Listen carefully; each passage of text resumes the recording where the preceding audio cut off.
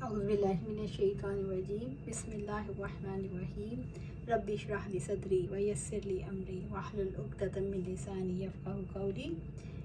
नमाज बर वक्त पढ़ने की फ़जीलत। हज़रत अब्दुल्ला बिन मसूद रज़ी अल्लाह ताला अन्हु से रवायत है, उन्होंने कहा, मैंने आप सल्लल्लाहु अलैहि वसल्लम से अर्ज़ किया, अल्लाह ताला को कौन सा अमल ज़्यादा पसंद है?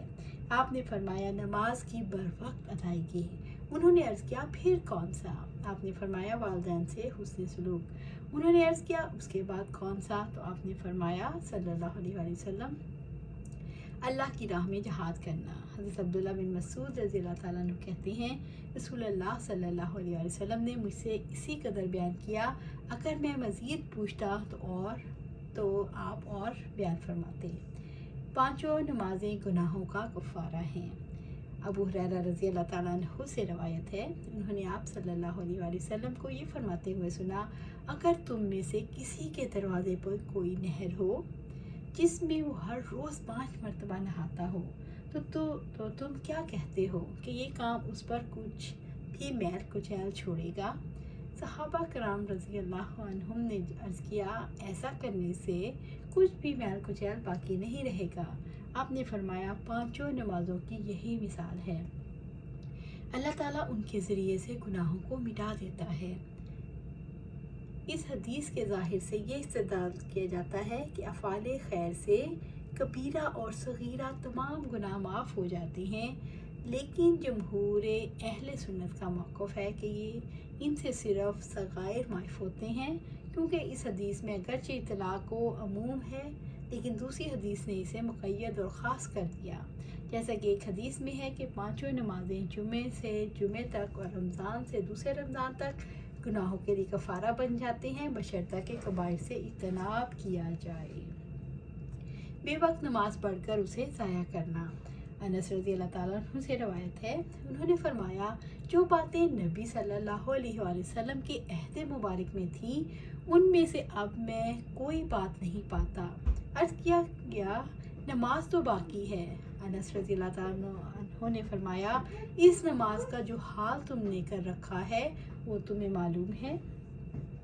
इमाम ज़ुहरी से रवायत है, उन्होंने कहा, मैं एक दिन दमिश्क में हज़रत अनस रज़ी अल्लाह ताला अन्हु की खिदमत में हाजिर हुआ तो वो रो रहे थे। मैंने अर्ज़ किया, आप क्यों रो रहे हैं?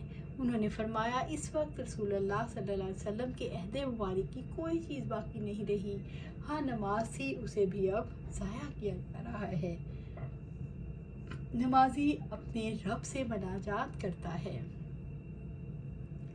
हज़रत अनस रज़ी अल्लाह ताला अन्हु से रवायत है, उन्होंने कहा, आप सल्लल्लाहु अलैहि वसल्लम ने फरमाया, तुम में से जब कोई नमाज पढ़ता है तो वो अपने परवरदिगार से मुनाजात करता है, इसलिए वो अपनी दाएं जानिब ना थूके, अलबत्ता बाएं कदम के नीचे थूक सकता है। इस रवायत में बिन अबी अरूबा अपने शेख हज़रत कतादा से ये अल्फाज नकल करते हैं कि नमाजी को अपने सामने या आगे नहीं थूकना चाहिए, लेकिन बाएं जानिब या अपने कदमों के नीचे थूक सकता है। शोबा की रवायत में है, अपने सामने या दाएं जानिब ना थूके, बाएं जानिब या कदमों के नीचे थूक ले। हज़रत अनस रज़ी अल्लाह ताला अन्हु से रवायत है कि वो नबी सल्लल्लाहु अलैहि वसल्लम से बयान करते हैं, आपने फरमाया, सजदा अच्छी तरह इत्मीनान से करो और तुम में से कोई भी अपने बाजुओं को कुत्ते की तरह ना बिछाए। अगर उसे थूकने की ज़रूरत हो तो अपने आगे और दाएं जानिब ना थूके, क्योंकि वो अपने परवरदिगार से मुनाजात कर रहा होता है। नमाजी को बहालत नमाज सबसे अच्छी हालत वहियत में होना चाहिए। यही वजह है कि कुत्ते की तरह बैठना, दरिंदों की तरह पाँव पसार कर बैठना, ऊँट की तरह बैठना, कौवे की तरह ठूंगे मारना तमाम अमूर से मना किया गया। नमाज में हर लिहाज से सुकून और इत्मीनान, शाइस्तगी, संजीदगी, खुशू व खुजू, बेहतरीन लिबास और हुस्न हैयत वगैरह मतलूब हैं। गर्मी की शिद्दत में नमाज ज़ोहर ठंडे वक्त में अदा करना। अबू हुरैरा रज़ी अल्लाह ताला अन्हु और अब्दुल्ला बिन उमर रज़ी अल्लाह ताला अन्हु से रवायत है, वो आप सल्लल्लाहु अलैहि वसल्लम से बयान करते हैं कि आपने फरमाया, जब गर्मी ज़्यादा हो तो नमाज ज़ोहर ठंडे वक्त में पढ़ा करो, क्योंकि गर्मी की शिद्दत जहन्नम की भाप से होती है। वाज़े रहे कि नमाज ज़ोहर को ठंडा करके पढ़ने का मतलब ये है कि उसे उस वक्त पढ़ा जाए जब निस्बतन गर्मी कम हो, کیونکہ نماز جب پروردگار سے مناجات کا نام ہے تو مناجات کے آداب و قوانین کو پیش نظر رکھنا ضروری ہے۔ چنانچہ گرمی کی شدت میں نماز پڑھنے سے دو چیزوں کا سامنا کرنا پڑے گا جو مناجات کے منافی ہیں۔ ایسی صورت میں سکون قلب میسر نہ ہوگا، جبکہ عبادت میں دل جمی ضروری ہے۔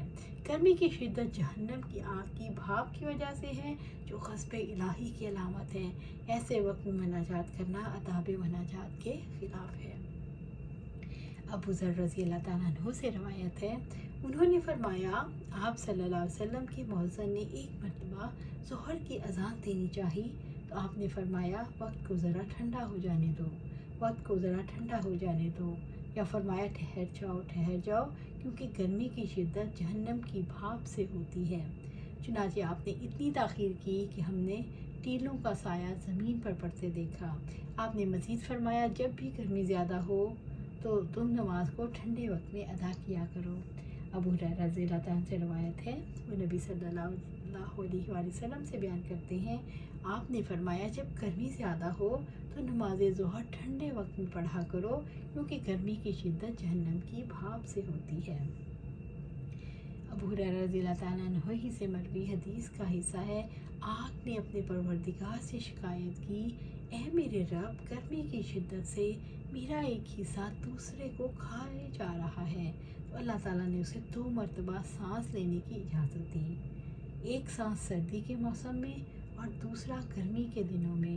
اس وجہ سے تمہیں موسم گرما میں سخت گرمی اور موسم سرما میں سخت سردی محسوس ہوتی ہے۔ اس حدیث پر سائنسی لحاظ سے 2 اعتراضات ہیں۔ اس حدیث سے معلوم ہوتا ہے کہ گرمی اور سردی کا اصل مرکز جہنم ہے، کیونکہ سائنسی تحقیقات کی روح سے سردی اور گرمی کا اصل منبع سورج ہے۔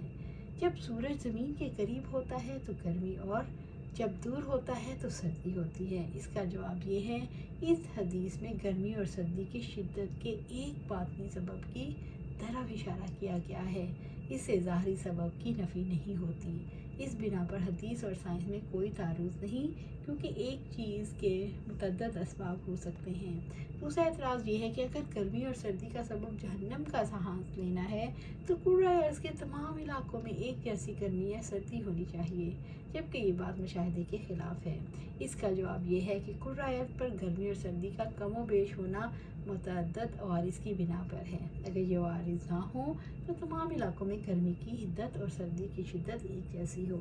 ان عوارض میں بارش، سایہ دار جنگلات، علاقہ جات کا ساحلی یا صحرائی ہونا اور دیگر عوامل شامل ہیں۔ اللہ اعلم۔